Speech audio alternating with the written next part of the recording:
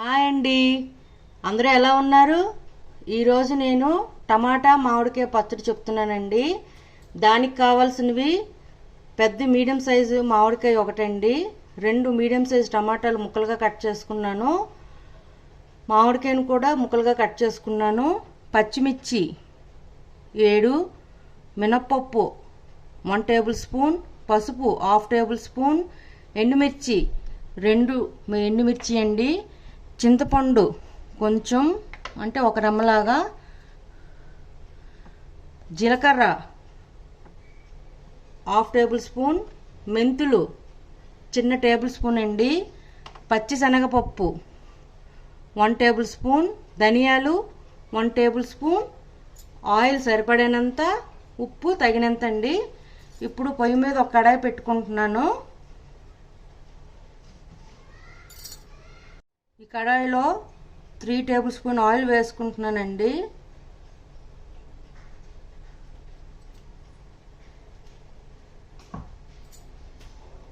ఈ ఆయిల్ వేడెక్కాక దీనిలో మెంతులు, జీలకర్ర, మినప్పప్పు, శనగపప్పు, ధనియాలు, ఎండుమిరపకాయలు, పచ్చిమిరపకాయలు వేసుకొని వేపుకుందామండి.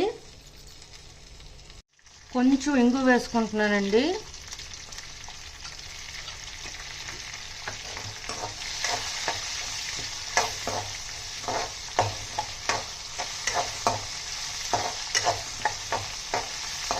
ఇలా వేగాక చిన్న ముక్కలుగా కట్ చేసుకున్న మామిడికాయ ముక్కల్ని వేసిస్తున్నానండి.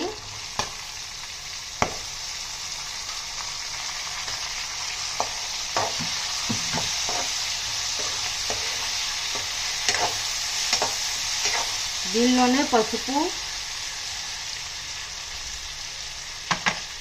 చిన్న ముక్కలుగా కట్ చేసుకున్న టమాటా ముక్కలు,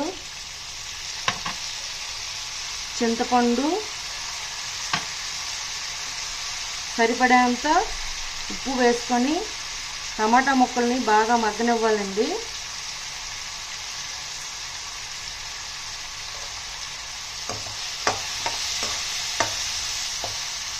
చూడండి, ఇలా బాగా మగ్గిందండి.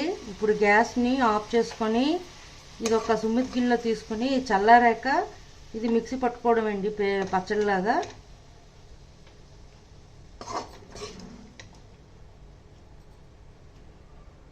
దీనిలోనే వెల్లుల్లిపాయ రెబ్బలు కూడా వేసుకుంటారండి, కానీ నేను వేయట్లేదు. ఇది చల్లారాక మిక్సీలో వేసుకునేటప్పుడు ఎర్ర ఉల్లిపాయ అంటే రెడ్ ఆనియన్ ఒక ఉల్లిపాయ కూడా వేసుకుంటారండి. నేను అది కూడా వేయట్లేదు. మీకు ఎవరికైనా కావాలంటే వేసుకోవచ్చు. చూడండి, మామిడికాయ పచ్చడి టమాటా మామిడికాయ పచ్చడి రెడీ అండి. ఇది వేడి వేడి అన్నంలో నెయ్యి వేసుకొని కలుపుకొని తింటే చాలా కమ్మగా ఉంటుందండి. మీకు నచ్చినట్లయితే like, share and subscribe. Bye.